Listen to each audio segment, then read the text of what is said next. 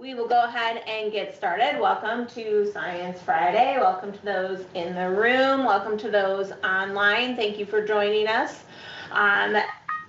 Today, Kara is handling the entrances. Today we have 5 speakers. They are all interns or fellows that spent a good chunk of their summer here at Oldham Creek. If you're in person with us, we do have some refreshments provided by our friends group, and our friends group also sponsored our first speaker, who is the education intern.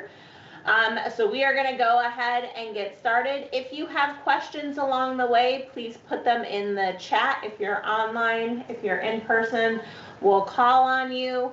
If you're having any technical difficulties, put that in the chat and Kara can try to help with that as well. So I'm going to introduce Sam Clare, the education intern sponsored by the Friends of Oldham Creek, and she's going to talk to you about what her summer project was. Sam? Hi. Nice to here. My name is Sam Clare. I was the environmental education intern at Oldham Creek this summer.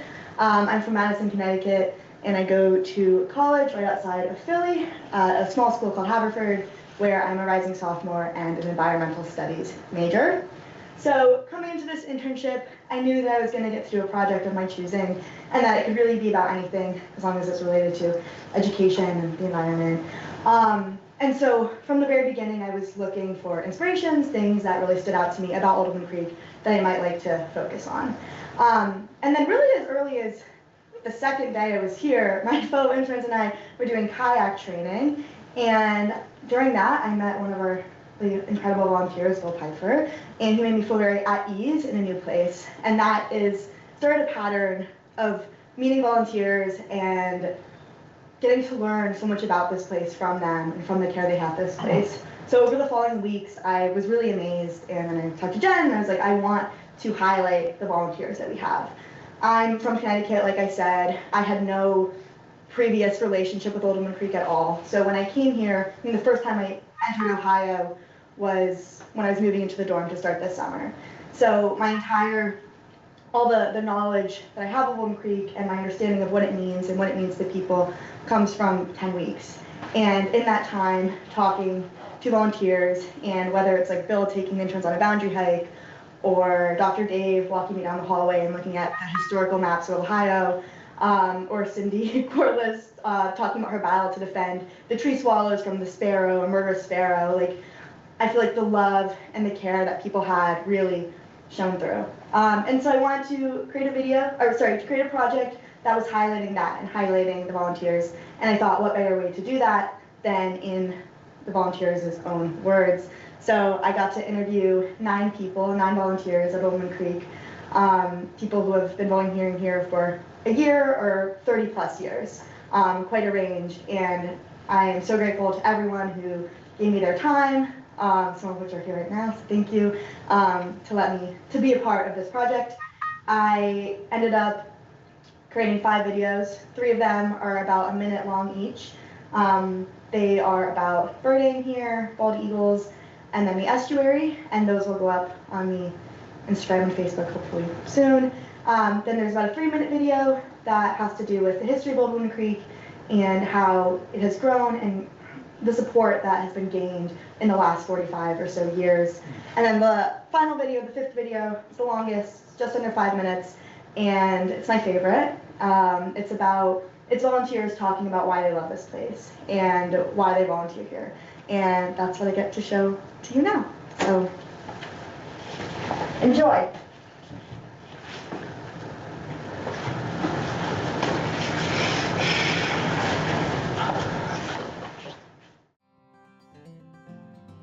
Hi, I'm Sandy Wright. My name is Michael Town.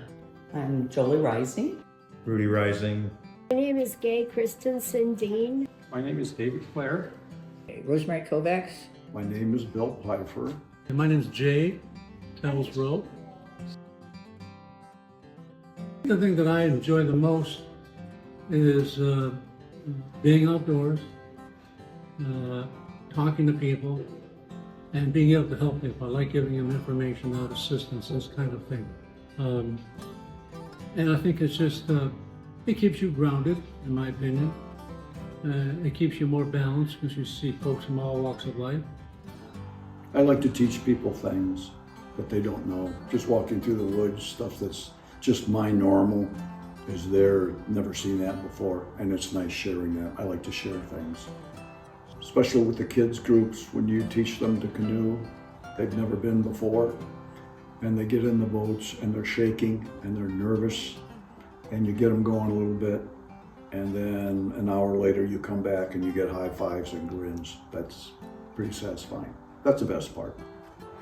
When I had the eagle nest on the green trail, I would sit by the bench and and it's a public trail. So I would be sitting there doing my thing or standing there. And when the people would walk by, to see their eyes light up when I would adjust the scope and whatever for them, to see, and then have the little kids seeing that, you know, how they react is kind of fun. It's interesting. I mean, it's completely different from what I did before. It's fun to talk to different people and just help out. Gets me out of trouble too. It keeps us active and Outdoors. We're outdoors, we love the outdoors, and we like learning new things. And we wish we had these opportunities when we were looking for career choices. This is the kind of stuff we would love to have done as an intern and stuff, you know, to learn. It wouldn't have been work. Yeah, it wouldn't have been work. It's not work, it's enjoyment. It seems like the moment I pass through kind of the gates of Old Woman Creek and come in here to volunteer that I'm in a different world and I can put all that behind me and that stresses are that. I noticed definitely a peace and a calm about me being outdoors and volunteering and giving back. That combination about working with nature, working in nature, it doesn't seem like much, but it kind of completely detaches you from your normal life. The people here are nice, and it's not a real big, crowded, noisy environment. It's pleasant, and I like working with the plankton. I just have always liked biology from when I was real little, probably starting about 2 or 3 years old. And so I'm happy to find something that I can do that has to do with biology. One of the reasons I'm working here is the staff is so fabulous to work with. They're appreciative and gives you a lot of room to wiggle. And so it's just a great place to work. At the place itself, they always have very nice folks over there. They've always been real receptive and thankful and appreciative and always willing to help out in some way. So I think it's just a good group of people to work with. The volunteer work that I do is interesting, it's worthwhile, and I just like to support a place that I love so much. To me, it's a very uplifting kind of experience. I always feel good when I volunteer. And I wish I would have gotten involved much sooner because of the wonderful resource that we have here, and I would have liked to have started giving back sooner.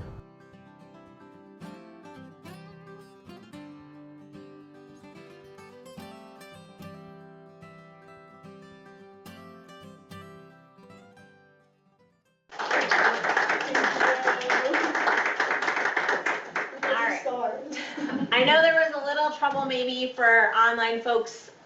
All of Sam's videos will be posted on our YouTube playlist, and you can see some on our social media sites as well. Any questions for Sam? What was your favorite part about doing that? About the project? Yeah. Oh, I love the interviews. It was always so fun. I mean, like, because again, these interviews were anywhere from like 10 minutes to like 30 minutes, so most of it you can't see, and it was fun. And some of the parts I like to cut were really great. No outtakes or anything? I should have made a bloopers reel. I still have a week, Bill. Watch out. Yeah, we're gonna get your bloopers in there. All right. So as you might be able to hear, some of the stars of said video are in the room in person. We are going to switch up, and we are going to be welcoming Amy, who is one of the Hauling Scholars. Amy, you want to go ahead and grab the screen? Yeah, I would love to.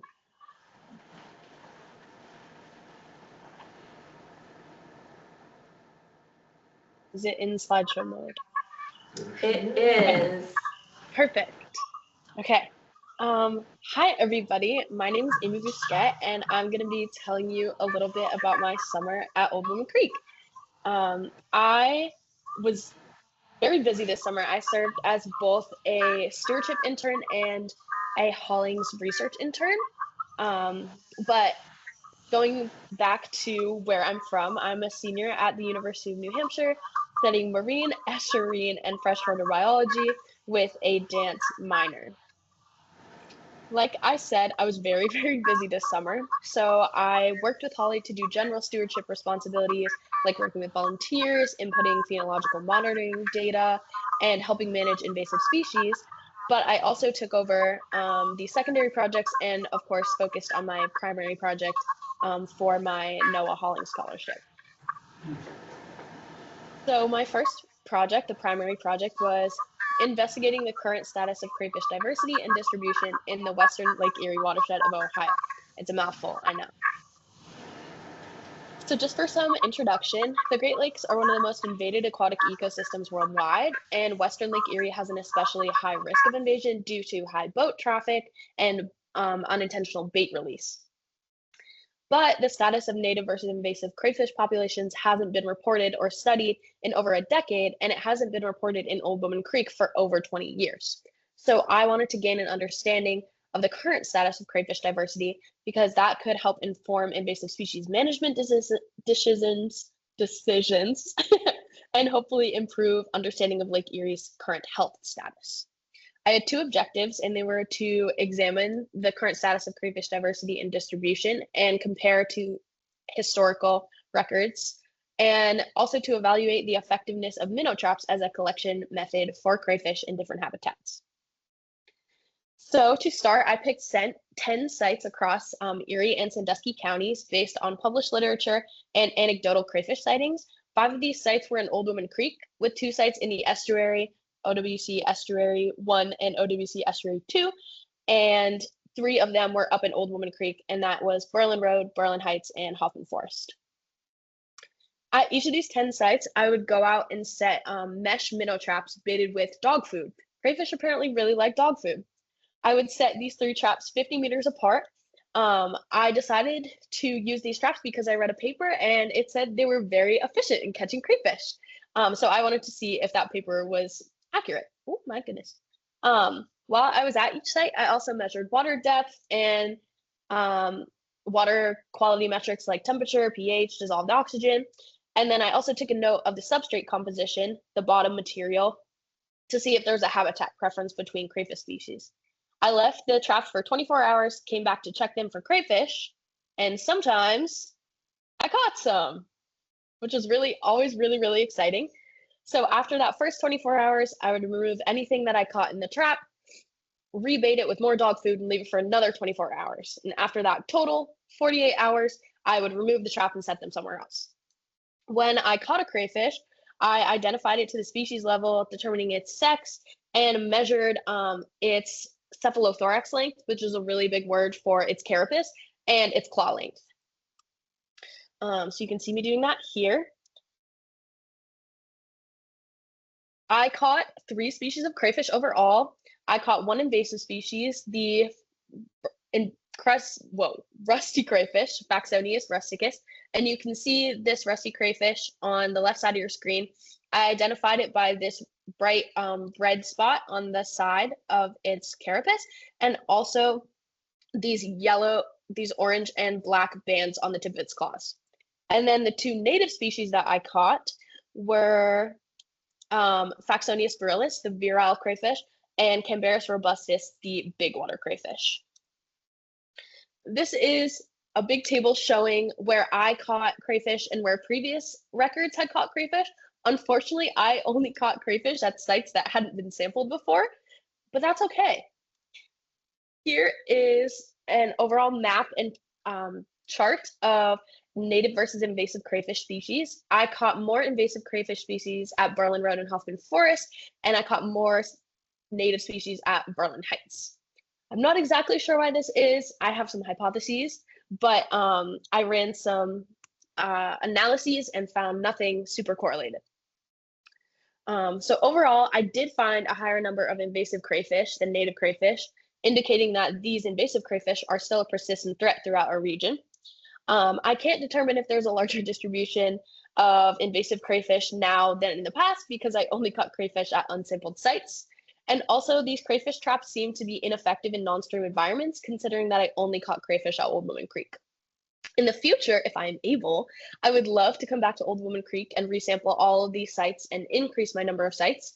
And I would also like to utilize a different sampling method, such as electrofishing, because apparently it's very effective.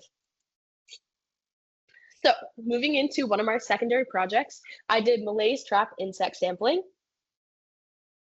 This work is done by actually Peter Dunn with the North American Insect Abundance Network in order to gain an understanding of how insects respond to temperature increases over time and how that affects the timing of their breeding and other life history traits. This is a map of sampling from 2019 to 2025, and you can see that there hasn't been an overall decrease in insect abundance over time. This is the second summer that we've been sampling, but like I said, this project has been going on since 2019. So I sampled 3 times in the summer. I would set up this Malays trap, the bug net basically, and leave it for 3 days. And at the top, in this little red circle here, there is a bottle. And the insects get trapped in the net and they go into the bottle. And then it was my job to take the insects from the bottle, dump them out, measure and weigh them, and then sort all of these insects into families. So here are some pictures of cool insects that I caught. We have some daddy longlegs, we have some flies, we have some ladybugs and lightning bugs, and even a wasp. Sorry, it's a mud dauber. The blue thing is a mud dauber. Steve was on me on my insect ID. Then I, like I said, would sort them. So I sorted them into, let me see if I get my clicker here. Yeah.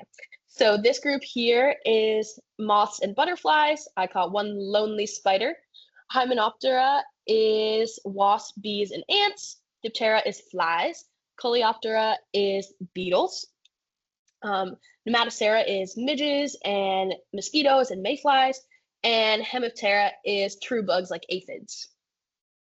I'll turn off my laser pointer. So that was my extent of that project. I had a really fun time doing that. I learned so much about bugs that I never thought I would learn. And then my other secondary project was Ohio Park camera trapping. Ohio Park stands for Partners in Amphibian and Reptile Conservation, and they use this technique called an adrift fence. So on your right, you can see the array that was set up. The fence works to intercept organisms that might be making their way through the forest, and it pushes them to the edges of those fences where there's a 5-gallon bucket with a camera kind of strapped to the top, and those are motion activated. So anytime an animal goes through that trap, the camera takes 3 pictures of it in a really fast sequence. So when I say that I trapped an animal, no animals were actually caught, they just had pictures taken of them. I placed this trap on the Gator Trail by the bridge. It's been there since April, and it will remain there until October. Holly, thankfully, taking over my camera trap duties while I'm gone. So here are some pictures of things that I caught. And like I said, caught, taken pictures of. I saw lots of little rodents. I had squirrels and these little deer mice here. The bottom left you can see is a moth moving very quickly, so he looks very weird. Then we have a wasp, an eastern garter snake, and I believe it's a northern house wren, is that bird. I only caught one bird, which is super interesting. After I would receive all the pictures from the SD cards that I went and took out of the cameras, I would upload them to our phenological species monitoring data and also contribute them to iNaturalist, which is a larger database, and I would put it on the Ohio Park database for people who are studying reptiles and amphibians around America. So I would like to thank you all for listening, but I want to spend a special shout out to everybody who supported me during this internship and made it as amazing as it was. And those are these people listed on the screen here. Here are my references, and I would love to take any questions. All right, any questions? Good job, Amy.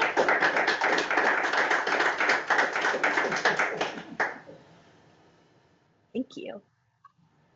All right, we are gonna move along to Sarah. So Amy, if you can stop sharing. Yes. And Sarah, if you can start sharing.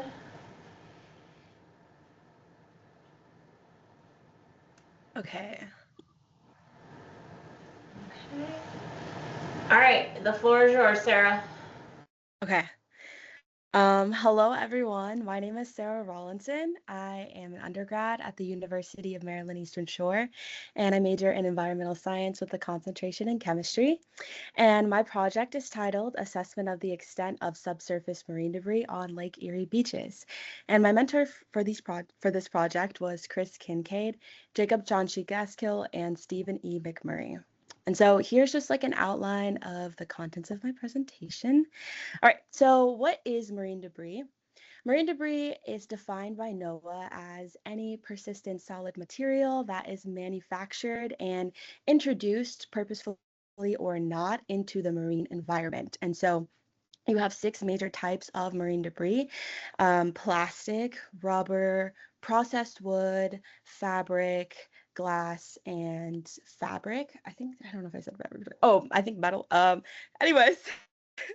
But yeah, you have those 6 major types, and the most common types of marine debris also look like cigarette butts or food wrappers. And so why is this important and why do we care? Well, Lake Erie is a great lake, and it's an important source of fresh water for the millions of people that reside within it. And so it's estimated that at least 22 million pounds of plastic enter the Great Lakes annually. And so sort of the heart of this project is understanding how marine debris is present on the beaches of Lake Erie. So looking at the surface versus the subsurface. And so we see the map on the left that we have different symbols, and these represent the different types of sites. So we have rural, suburban, and urban sites. And so I have 3 main objectives. The first objective is surveying 3 different location types, measure size and weight of marine debris collected, and classify and characterize the debris type. And so let's get into my methods. So I had 2 forms of sampling, and so this is manual sampling. And so on the left, you can see my sites, but essentially I follow one of NOAA's MD-MAP protocol. MD-MAP is the marine debris assessment monitoring program. It's a little long, but basically this protocol allows me to follow how I should collect trash. And so basically I just determine a start point, and I have 5 random transects generated along a 100-meter distance. And within each transect, I have 2 points, one 3 meters and one 8 meters away from the shoreline. And essentially at each point, I will take a meter by meter quadrat. I'll look at the surface, and if I see anything, I'll put that in a labeled bag. Then I'll take an excavating tool. I'll go 2 centimeters down into the subsurface, use a 2-millimeter sieve, and sieve the contents of the sand. And if I find anything, put that in a bag. Then after I've done that, I will go 2 centimeters again into the sediment and continue that process. And so I'll do that across the entire beach. And then on the flip side, we have autonomous sampling. And so here you see 3 sites. I only had 3 suburban sites for this, and I use the Bee-Bot, which is a robot that is a beach cleaner, and it was produced by the Serial Cleaners. And so essentially, things are a little different. I just determined 2 collection points that are 20 meters away from each other, and I have a 10 by 6 meter perimeter, and I'll just do a lawnmower motion, and then the bee-bot will go and follow that similar motion. And so I'll make sure that I collect whatever I see visually on the surface first into that labeled Ziploc bag, and then the bee-bot will have a different labeled Ziploc bag. And so both of these samples that I collect, I will go back to the lab and I'll use another NOAA MD-MAP protocol, and that is for categorizing what I find. So, okay, hi, this is like a shingle or like a piece of glass. So let's get into my results. This is the debris that I found manually and autonomously. And so we have like a wide array of things. All right, so here we have 2 proportions. One on the left is looking at our manual, and on the right is our autonomous. And we can see that the dominating major type of marine debris was plastic for both, and then following glass. But after that, it does vary slightly. As we can see for autonomous, rubber seems to be collected more than in manual. That's interesting. And so now we have my bar charts for the debris collected within the depth. So on the left, we have autonomous. So we're looking at surface versus subsurface. And then on the right, we have 2 things going on. We have those different depths, and we also have the different site types, because we only have one site type for autonomous, which is suburban. And so we can see in both that we see differences in the amount of debris collected within the surface versus the subsurface. And if we look at the manual bar chart, we can see differences between each site type. And so we sort of see that as the site type changes and we have maybe more population within mind, looking at rural versus urban, that more trash or debris is collected with denser populations. And so that's interesting. And another thing we can see is that within 0 to 2 centimeters, that's when we see the most amount of debris. And that's interesting. So we analyzed marine debris collected manually and autonomously to investigate variations in debris abundance at different points and depths between sites. Right, so going back to the proportion, we saw that plastic was the dominating major marine debris type, but plastic looked differently between the manual and autonomous samples. When we were looking at the manual samples, the type of plastic that I collected the most were actually these nurdles or plastic pellets. So I don't know if you guys can see my cursor, but you see those small little pellets, those are nurdles. And then the dominating type of plastic that I found autonomously was, like hard fragments. You can see them just kind of scattered. And I thought that was interesting. And that might be due to, sort of like the mesh size. The bee-bot is 1 centimeter cubed. And so doesn't go as small as, 2 millimeters. So I thought that was interesting though. And then I also hypothesized that as I continued to go further into the sediment, that I would also always see an increase in marine debris, and that just wasn't the case actually. So once we left the surface and we went 2 centimeters into the subsurface, I did see an increase in marine debris, but after we went to 2 to 4 centimeters into the subsurface, I saw a decrease, and I thought that was interesting. So that kind of points to maybe most of the debris is within 0 to 2 centimeters of the subsurface. And yeah, we also said that most of the debris was caught at actually the urban sites and the suburban sites. So population may play a factor in the prevalence of debris we see. So our findings may be able to provide valuable insights into the persistence of marine debris on Great Lakes beaches and sort of a call to action to removal techniques on debris quantity. So next steps would just be adding more transects, increasing sample size, and maybe even utilizing the FTIR. So I just want to thank my mentors, Josh Dykstra at Irresponsible, my fellow peers, Sam, Bryn, and Amy, Old Women Creek staff, and this project was supported by NOAA through the Ernest F. Holling Scholarship. And these are my references, and thank you. Do you guys have any questions? All right, any questions for Sarah? I have a question. All right, Jay. Was there a difference, or how big of a difference in the material you found on Edgewater versus Huntington Beach? Huntington Beach. Let me look. Sarah, can you turn your camera off? Yes. Well, Okay. she's gonna. Differences between what I found at Huntington versus Edgewater, I would say yes. I saw way more debris at Edgewater. Huntington, I think I'm trying to recall. I'm looking at like my slides, but I did see, just like trying to remember, I did see a lot of plastic in both. Huntington, the stuff that I found was actually more bigger. So like I believe I found like a pair, if you guys can see here, I found that pair of sunglasses and this lid and these forks and stuff like that. I found that at Huntington. And so what I found at Edgewater was more like fragmented hard pieces of plastic or glass or like these bottle caps over here. So I thought that was interesting because actually when I went to go sample at Huntington Beach, they had just groomed the beach. And so I thought that was funny that like they literally just cleaned it and only went 3 centimeters down and I found a perfectly intact pair of sunglasses. All right, Sarah, if you want to stop sharing, and then I look like I had one question Okay. from Melissa. Do you want to unmute? Can you unmute?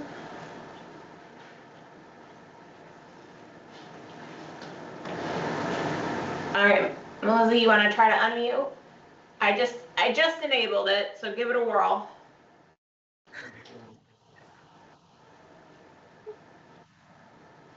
Okay. The manual samples take you versus the the auto samples. Wait, what'd you say? I'm so sorry. Can you repeat that? I was thinking, how on average, how long did the manual samples take you in comparison to the auto sample, the automated sample? Oh, that's okay. So that's a good question. Essentially, it all came down to how long it took me to identify things as well as how much I collected. So manual, like we just talked about Edgewater, that was one of my urban sites, but also the site that I had the most debris at was Euclid Beach Park, and I collected I think around 400 pieces of marine debris just from that one site alone. And so that took me probably like at least I would say 3 hours of identifying and then like maybe like 30 minutes of weighing, but the actual upload of data that was like another like 2 hours. So yeah, it in terms of collection and physically being present, that definitely varied a lot because manually sampling took me around like 6 to 8 hours. And autonomously sampling, I just had the robot going, that probably took like 30 minutes. So it was a very big gap. Oh, that's amazing. Thank you for your Thank you. presentation. Thank you. Thank you, Sarah. And Thank you. Sarah did make a video about the Bee-Bot, which is on our YouTube playlist, Oldham Creek's YouTube playlist, and I'll try to get a link to that in the chat before the end, but if you want to go searching on YouTube, Oldham Creek, we have a playlist, and Sarah's Bee-Bot video is up there, so if you want to see the Bee-Bot in action, that's where to find it. All right, next up is the last of our hauling scholars, which is Bryn Fleming. Bryn?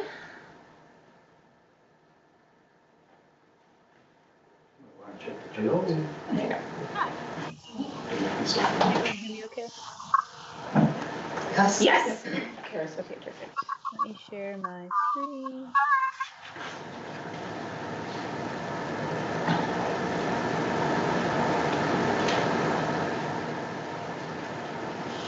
Okay, is that look okay for everyone?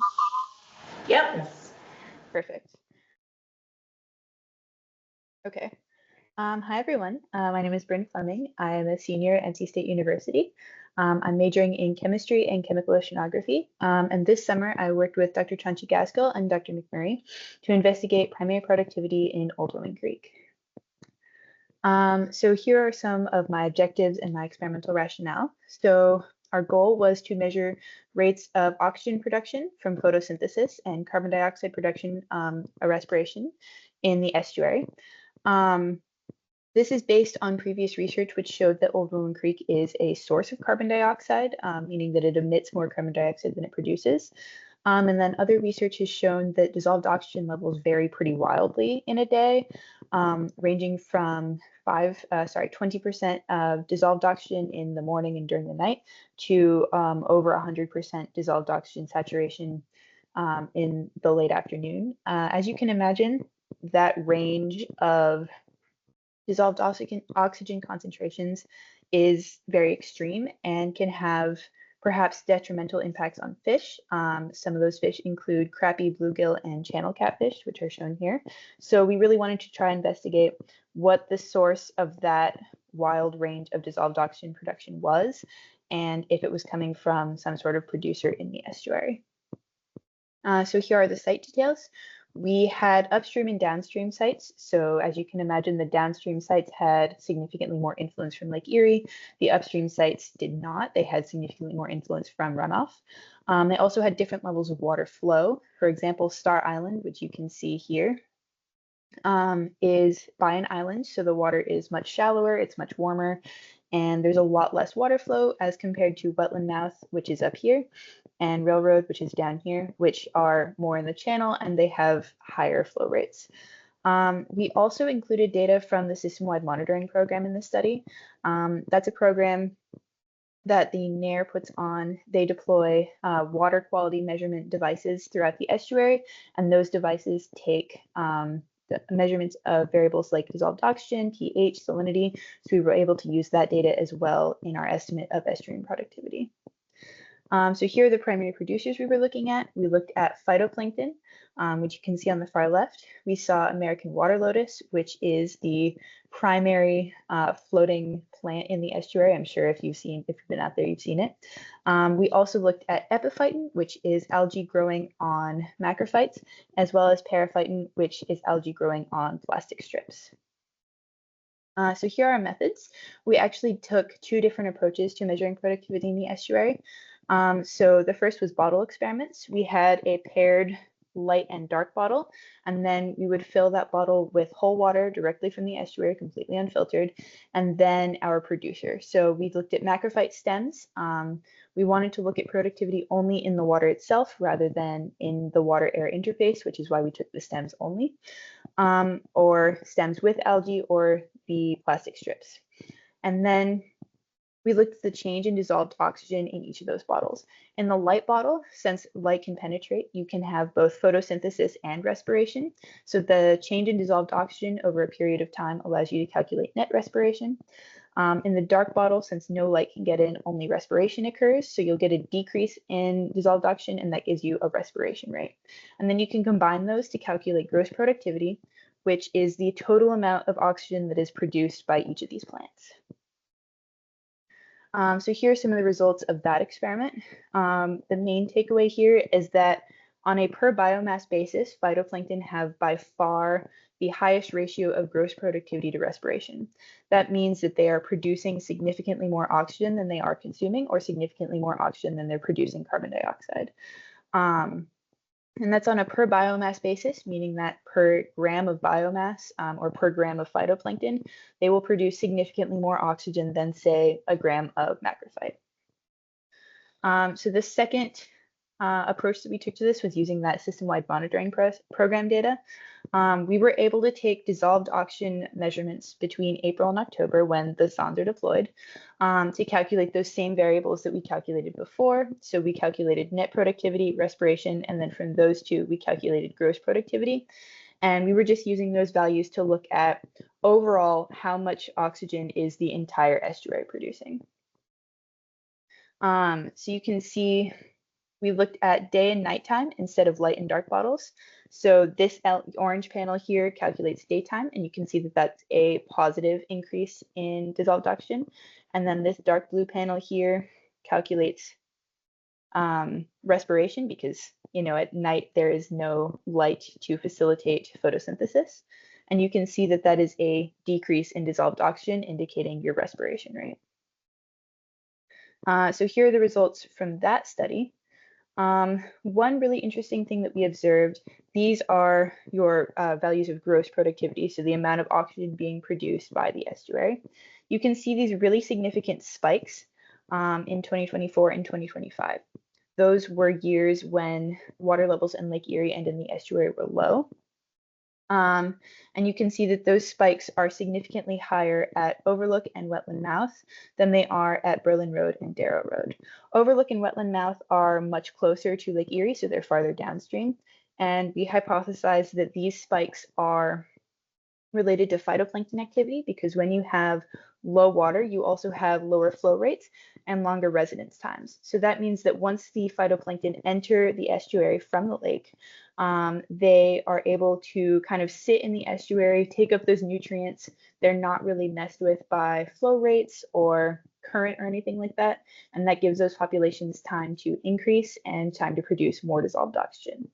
One important thing to note is that these are gross productivity values, meaning the total amount of estuary produced, the total amount of oxygen produced by the estuary. However, for each of these years, the mean GP over R, so that means the ratio of oxygen produced to oxygen consumed, was still less than 1, meaning that even though you get these really large spikes in productivity of oxygen, it's still less than the amount of oxygen being consumed by other things in the estuary. That could be fish, that could be bacteria, anything that doesn't photosynthesize. So conclusions and implications. We found that phytoplankton are likely significant contributors to productivity in Old Woman Creek. Overall, gross primary productivity to respiration ratio remains less than 1. However, because the producers in the estuary are producing so much oxygen, that's likely not a fault of the producers, but rather due to fish and other animals that live in the estuary. These results have implications for management decisions. For example, these are the production rates of the estuary as it is now. And understanding those rates will give us a better idea of how dissolved oxygen in the estuary is likely to change under, if there's a storm, or for example, during the wildfires in Canada, which caused a lot of smoke in the air. It caused everything to be very hazy and introduced a lot of light limitation. We did sample during that period, so understanding how dissolved oxygen production changes in response to weather events like that makes it easier for us to inform how we care for our estuary and how the lives of the fish and the other animals that live in that estuary will be affected under these different weather patterns. Thank you very much. I would just like to say thank you to Dr. McMurray and Dr. Chanchi Gaskill, who were my mentors. I'd like to say a huge thank you to everyone else at Old Woman Creek, including my fellow interns, Amy Bousquet, Sam Claire, Sarah Rollinson, and Jihei Dick. They were very, very kind to me. Everyone was very supportive and helped me a lot. And then I would also like to say thank you to the Noah Hollings program for their sponsorship of my time at Old Woman Creek. I had an amazing summer, and I'm just very grateful to everyone. Here are my references, and I will take any questions. All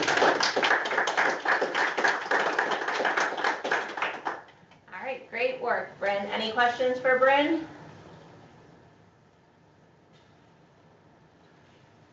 No? Okay. I'll ask one. All right, Steve has a question for you, Bryn.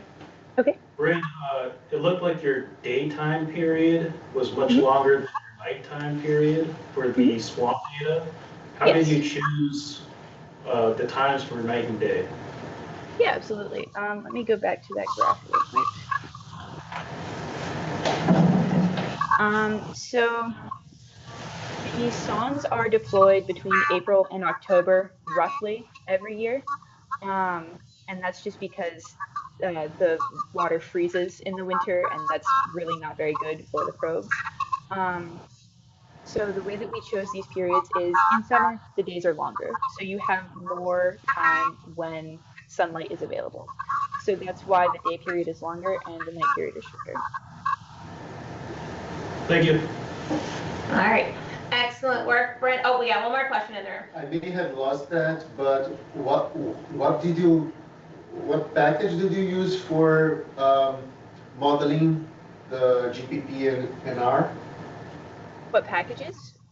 What method you use? Oh, yes. So I took some equations from an earlier paper that was written by Dr. Clare and Dr. Cornell. Dr. Clare was, I think, mentioned in Sam's video, actually, the previous director of Old Woman Creek. So I used some of his equations, and then I modeled all of those calculations in the statistical programming software R. Okay, do you have the reference? You have the reference? Do I have the reference? Yes. It is this 2008 paper, Cornell and Clare. Okay. This one here. I'll connect you guys later so that you can share that. Yeah, I'm Fausto Machado Silva, working in the University of Toledo, and I'm analyzing similar data recently. So I'm interested in, we should talk when we have a chance. Yeah, absolutely. That'd be lovely. Cool. Nice to meet you. All right. Good work, Brent. If you can stop sharing. Thank you. Are gonna have, last but not least, G. Dick is a student from Ashland University, visiting us through the Ohio State University and a research experience for undergraduates, an RU program. So G. You ready? Yeah, I'm ready to go. Let me know when you see it pop up. I see it. You're All right, on. hi. Thank you for that introduction, Jen.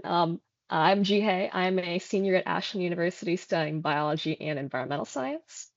My project was conducted under Ohio State University's Stone Laboratory in partnership with Old Woman Creek. My mentor was Dr. McMurray, and I'm very excited to share with you my results today. So first, I want you to imagine you're handed a cold case. Now, this mystery has evidence spanning back decades, but there's still a couple questions left unanswered. Now, the interesting thing about this mystery is that the clues are actually fish, and they have a lot they can tell us about the scene.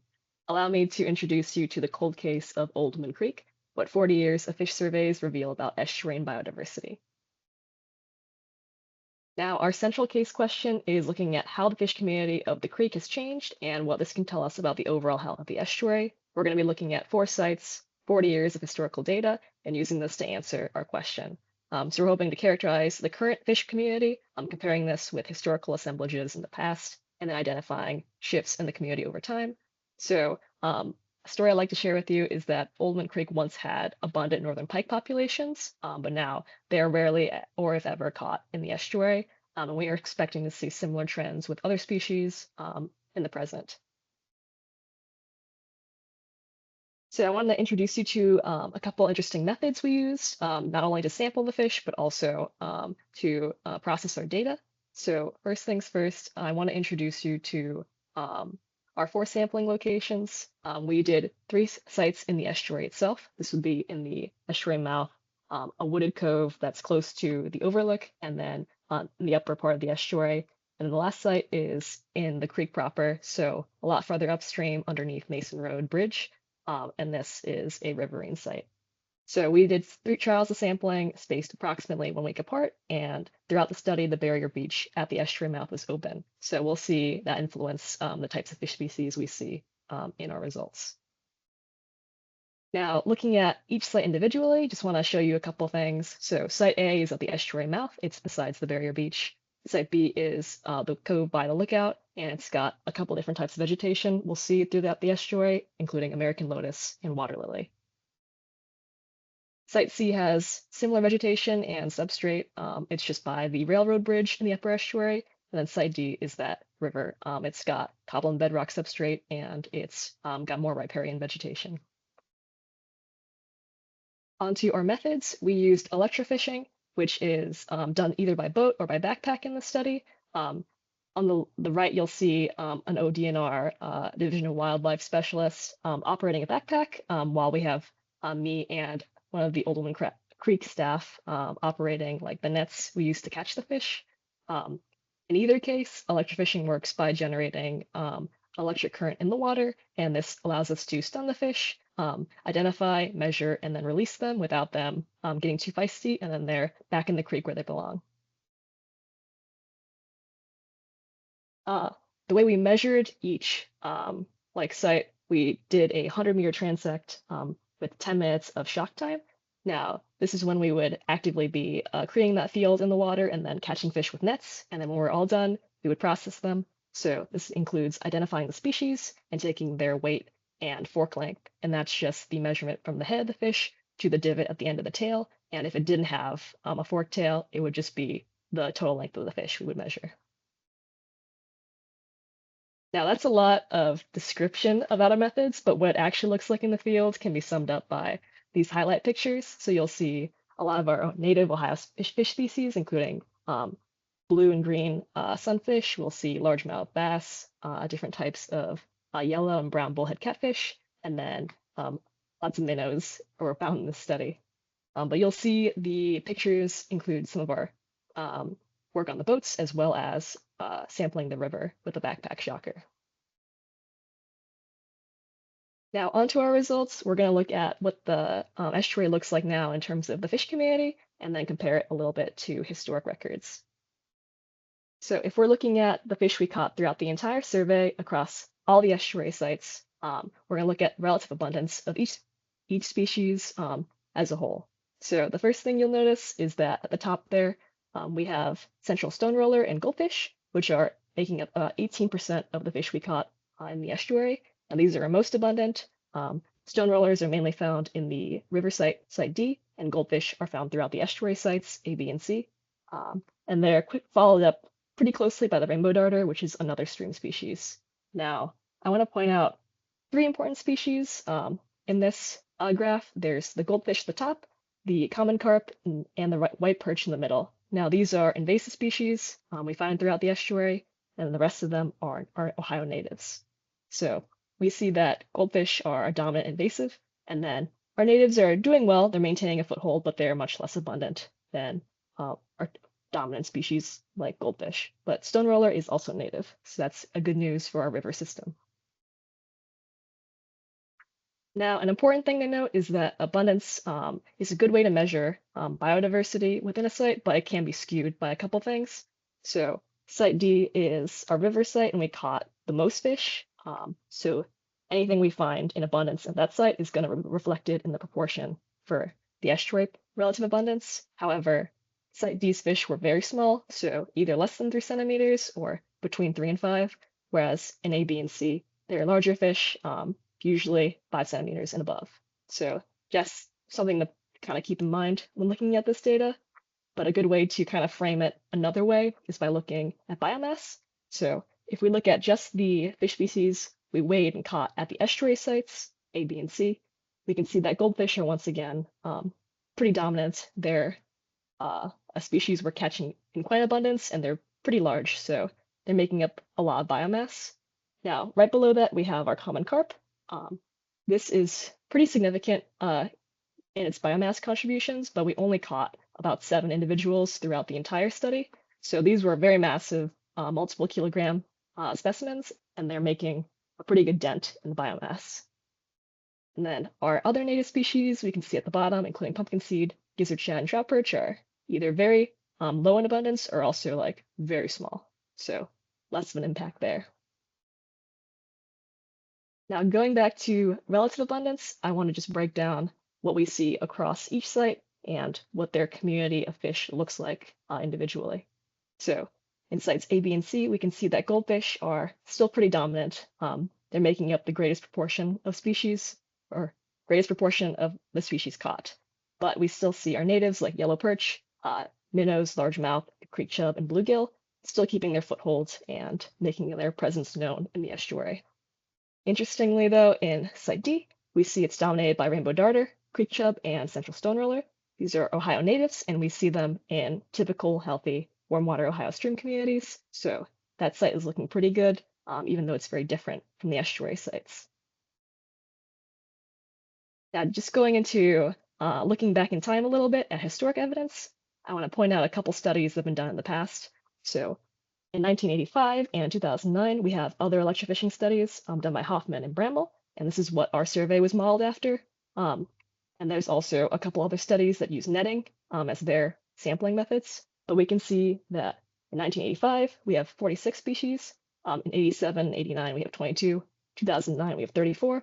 In 2017, we have 36. And now we have 24 fish species we recorded. So in general, a decrease in biodiversity. However, I want to note that the sampling methods, especially for Rottenberry and Mackey, were different. And then the site selection was also a little bit different. But with Hoffman and Bramble, those were the same sites, and the methods were very identical. So looking at what this means for the estuary as a whole, I'm going to bring back a chart comparing presence of species we see throughout all these studies, and then in this current study we just run. So we have our friends, the goldfish, the common carp, and the white perch, which are all invasive, and we can see that they've had an established presence in the estuary since even like 1985. But we also see that our natives, bluegill, largemouth, and yellow perch are also present and then staying strong throughout that time. But a couple species such as smallmouth bass, orange spotted sunfish, and then white bass have tapered off or not been found in this study.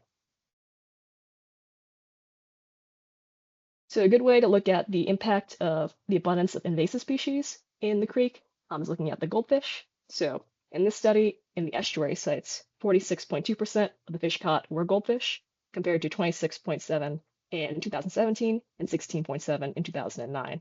So what this means for the estuary is that goldfish and also the other important species we found in a large abundance, or sorry, in large biomass was the common carp. These are both species that are voracious omnivores that compete with natives for food, but they also destroy aquatic vegetation, which our diversity in the creek depends on. And then they also increase water turbidity by bottom feeding and then kicking up sediments. So this does not necessarily benefit our native species if they're modifying the environment in this way.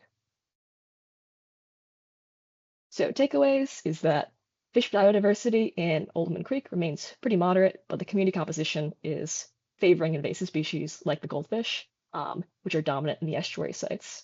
Now, the creek proper, which is Site D, has a fish community that's typical and healthy for an Ohio stream. So that habitat is pretty well off. And overall, while fish biodiversity has decreased over the past 40 years, most likely due to degrading water quality and changes in habitat, Oldman Creek continues to serve as a vital refuge for fish because we still see our natives making their presence known throughout the estuary. Now, future work we're hoping to conduct is eDNA, and it's ongoing. This is just a better way to sample for all the fish species. And it's a lot easier to detect anything that's kind of had a presence in the estuary.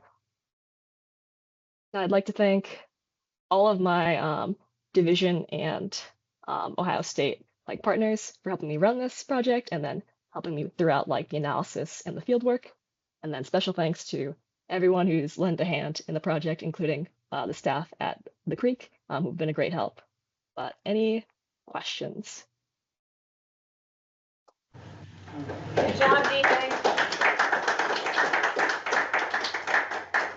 All right, we got a question in the room here, Jay.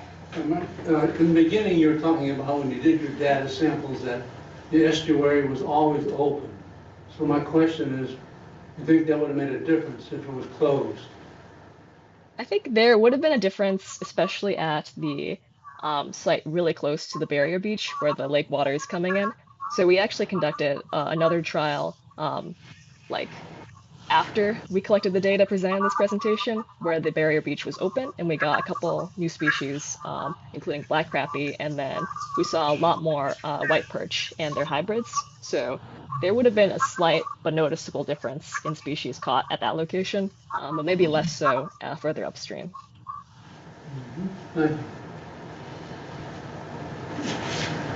All right, if you want to stop sharing, if all of our scholars, Jihei already has, if you can put your cameras back on so we can see you one more time. That concludes our Science Friday with our interns. As you can see, our scholars and our REU have completed their summer. Sam has one more week left after this week, so she'll be here throughout next week. And then it's back to the grindstone of school for them. Next month, September, is the first Friday of the month, is our in-house water quality monitor. Jacob Chansky-Gaskill will be the speaker, so you can join us or tune in for that. Thank you again to the Friends, both for providing refreshments and providing us support for Sam. And check out all the videos and stuff that these wonderful university students made. Any final questions? No? Good job, everyone.